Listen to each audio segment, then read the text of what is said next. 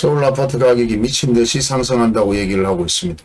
그리고 대구에서 마찬가지 계속해서 호재들이 생겨나고 있습니다. 군부대 이전이다. 염색공단 이전이다. 이 모든 것들이 호재가 될지 악재가 될지는 몰라도 오늘 여러분의 기본 상식을 한 번 더 올려드리도록 하겠습니다.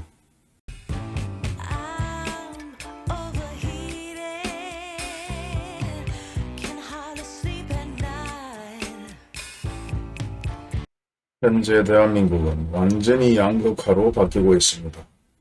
한쪽에서는 아파트 가격이 떨어지기를 바라고 한쪽에서는 아파트 가격이 상승하기를 바라고 그리고 또 한쪽에서는 끊임없이 부동산 투자를 하고 있는 것 같은데요. 실제 모든 뉴스에서 서울 아파트 가격이 상승한다고 얘기를 하니까 또 한번 기대를 하는 분들도 있고 초조해하는 분들도 있고 불나방 같은 투자를 다시 한번 시작하는 사람들이 있습니다.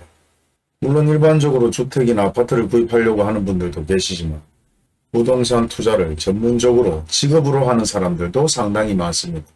예전 아파트 가격이 상승할 때 마찬가지 그런 사람들이 엄청나게 움직였죠.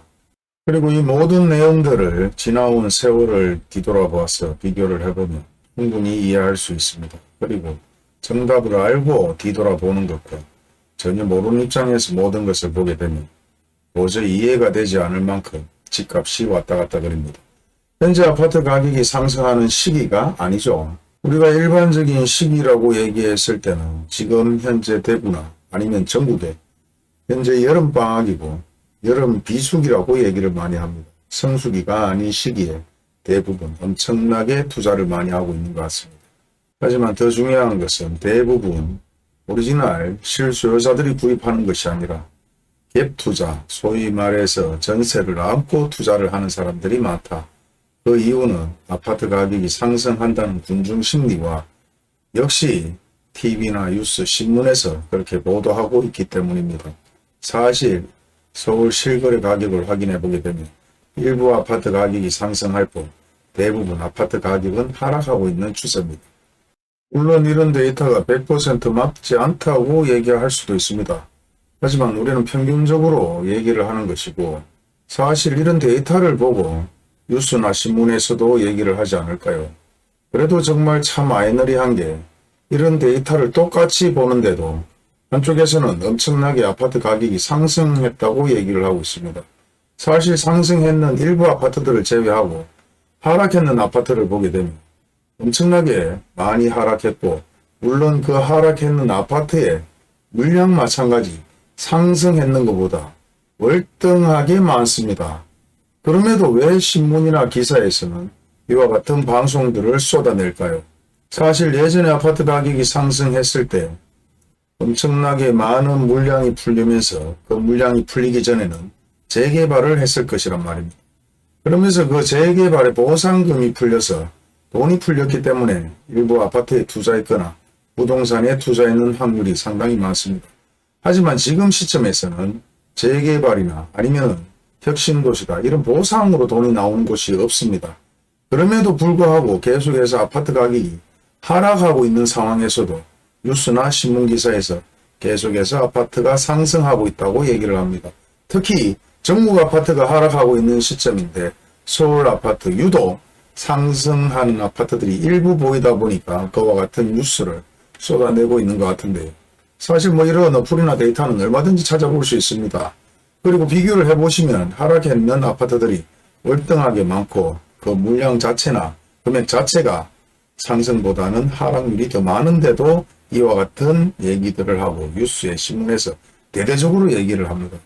물론 전세 가격 마찬가지 서울의 가격이 상승했는 것은 맞습니다. 하지만 전세 마찬가지 하락했는 것도 상승 요인보다 많습니다. 자, 이렇게 신문기사에서 보도를 하는 것은 예전과 지금이나 동일합니다. 신문이나 뉴스에서는 광고를 받아야 되고 광고로 모든 것을 운영해 나가는데 가장 크게 광고를 받는 곳이 건설사들입니다.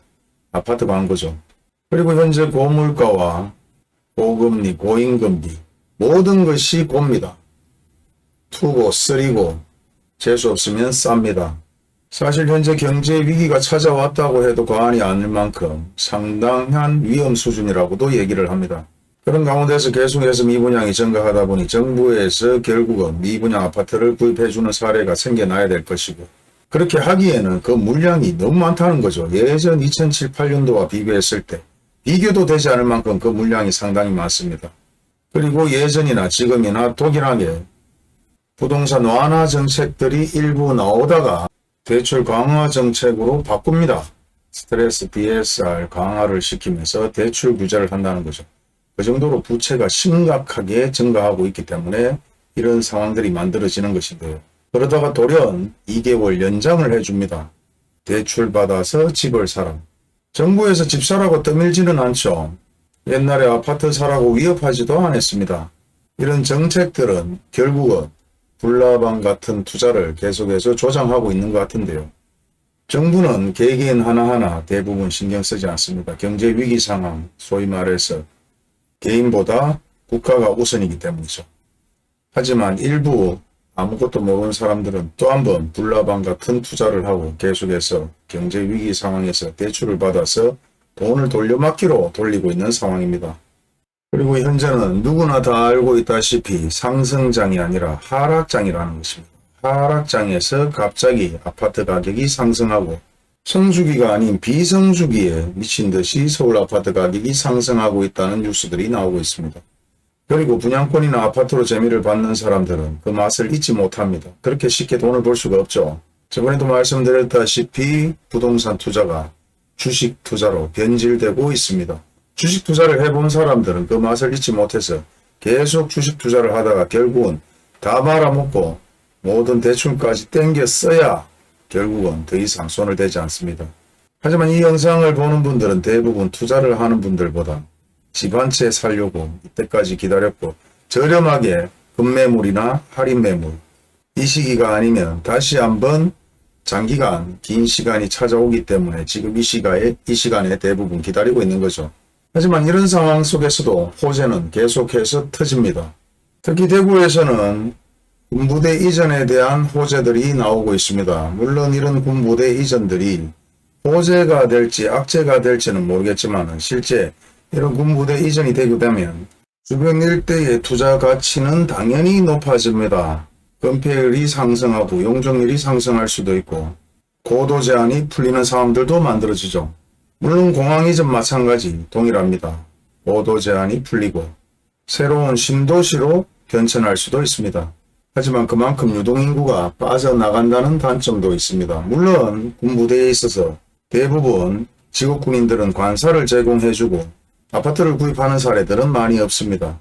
그리고 이런 군부대가 조금 있다고 해서 군소비도시가 되는 것도 아니죠. 물론 진해 같은 경우는 군소비도시라고 해서 군인들이 대부분 그 도시를 먹여 살립니다. 또 하나의 호재는 염색공단 이전입니다. 물론 염색공단이 소보면으로 가게 되면 또 한 번 유동인구가 빠질 수도 있지만 사실 이 염색공단 일대가 또 한 번 신도시로 변천할 수도 있습니다. 그리고 이와 같이 소보면으로 가거나 아니면 다른 곳으로 가더라도 그 도시들은 대부분 환영할 것입니다. 유동인구 유입도 있고 마찬가지 군부대 이전도 영천에서 사실 유치를 하려고 하고 있죠. 그만큼 유동인구와 인구 유입의 인프라에 대한 기대를 대부분 생각하고 있는 것입니다. 기대 가능성을 가지고 서로 유치를 하고 있다. 하지만 부동산 입장에서 모든 것을 보면 대부분 호재입니다. 영천에서 유치를 하면 영천에 유치하는 곳에 땅값이 뛸 것이고 군부대가 빠지게 되면 또 한 번 그 일대에 신도시로 만들어줄 수 있는 가능성이 상당히 높기 때문에 또 한 번 부동산 가격이 뛸 것이고 부동산 입장에서는 나쁘다고 얘기하면서 부동산을 팔지는 않습니다. 대부분 호재로 만들어서 팔 수밖에 없는 상황이기 때문에 그렇게 팔죠. 그렇다고 사기꾼이라고 얘기할 수는 없어요. 모든 것은 본인들이 판단하고 본인들이 결정하면 되는 것입니다. 하지만 예전부터 이때까지 모든 것들은 이와 같은 상황들을 호재라고 얘기를 합니다. 신공항 이전부터 공항 유치, 군부대 유치, 공단 유치 대부분 유동인구 유입을 가장 크게 보는 것입니다. 그리고 완성되게 되면 그 주변 인프라의 확대성 모든 것을 경제 이론으로 따지게 되면 대부분 호재는 맞습니다. 하지만 위기 상황에 호재들은 악재가 되는 경우도 상당히 많습니다. 그렇기 때문에 완성되고 나서 2차, 3차 투자를 하는 것이 현명하지 1차 투자, 물론 우리가 안전한 투자를 하게 되면 그만큼 수익률은 적습니다. 하지만 하이리턴 하이리스크 얘기를 하는 것처럼 이런 쪽에 전문적으로 투자를 하거나 큰 돈을 목적으로 아니면 또라고 투자하는 사람들도 상당히 많습니다. 제가 생각하고 있는 정답은 결국은 부동산과 아파트 가격은 하락할 것이다. 물론 지금 또 하나의 호재는 미국 대선 때문에 금리를 하락할 수밖에 없을 것이고 대선 공약에 의해서 모든 것들이 조금씩 안정화되어 간다고 느낄 수도 있습니다. 우리나라 마찬가지 대선 전 아파트 가격이 엄청나게 상승하다가 대선 후 계속해서 하락하는 추세죠. 물론 그 하나 가지고 모든 것을 판단하는 것이 아니라 경제적인 상황이나 세계적인 여건이나 고물가와 고임금, 원자재 가격 상승, 전쟁 모든 것은 대부분 고고고 할 것이 아니라 재수 없으면 쌀 수도 있다는 것. 재미를 더하기 위해서 핫토로 얘기를 한번 해봤는데요. 저는 뭐 핫토 칠 줄도 모른다마는 원천적으로 투자하는 것은 좋아하지만은 조금이라도 리스크가 크다면 진행을 안 하는 것이 좋습니다. 많은 경험 속에서 많은 손실을 해본 사람들은 얘기를 합니다. 아무튼 근자에도 많은 분들이 연락을 주셔서 또 한번 호재냐 악재냐에 대해서 말씀을 드렸는데요. 항상 얘기를 드립니다. 이론도 좋고 투자도 좋고 현재 바닥이 아니냐 이렇게 묻는 분들도 상당히 많고 다시 한번 상승할 수 있다 이렇게 얘기하는 분들도 많습니다. 하지만 예전 2007, 8년부터 흘러왔는 동향을 보고 뉴스를 찾아보시면 한 번씩 가격이 다시 한번 올랐다가 떨어지기를 반복하고 정부에서는 계속해서 규제 완화를 해주고 또 한번 미분양 아파트를 구입해 줍니다. 하지만 지금과 예전을 비교하게 되면 리스크 차이도 상당할 뿐만 아니라 금액 차이가 엄청나다는 거죠. 예전 아파트 분양을 했을 때는 대부분 3, 4억의 미분양 아파트입니다. 하지만 지금 대부분의 미분양 아파트는 6억, 7억, 8억, 10억 가까이 엄청나게 고물가에 고임금에 물가 상승이 예전과 비교가 되지 않을 만큼 엄청나게 높기 때문에 결국은 정부에서 모든 것을 해줄 수가 없습니다. 하지만은 건설사를 살릴 수밖에 없는 입장이죠. 대기업의 건설사 하나가 무너지면 그 밑에 하청업체부터 해서 협력업체, 하물며 타일 하나 못 하나 파는 사람들까지 선불로 돈을 받지 않고 후불제로 돈을 받는다면 엄청나게 큰 파장이 전국적으로 터질 것은 당연한 것이기 때문에 이렇게밖에 할 수 없는 상황을 이해는 합니다. 하지만 여러분들은 이 상황에 절대 군중심리에 휩싸이지 마시고 예전과 지금 동향을 명확하게 확인을 해보시고 뉴스라도 찾아보면서 마음의 안정을 찾길 바랍니다. 저한테 찾아와서 물어보고 전화해서 물어보고 아무리 물어봐도 제 얘기는 동일합니다. 그리고 10원짜리 하나 받지 않고 상담을 해주는 입장에서 했던 얘기를 수도 없이 하는 것도 이제 지칠 만큼 지쳤습니다. 하지만 물어보신다면 언제든지 얘기는 동일하게 해드릴 수 있습니다.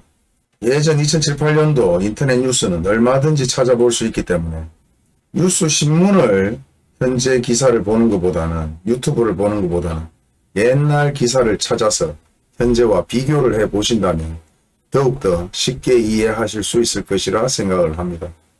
오늘 영상도 조금이라도 도움이 되셨으면 합니다. 감사합니다.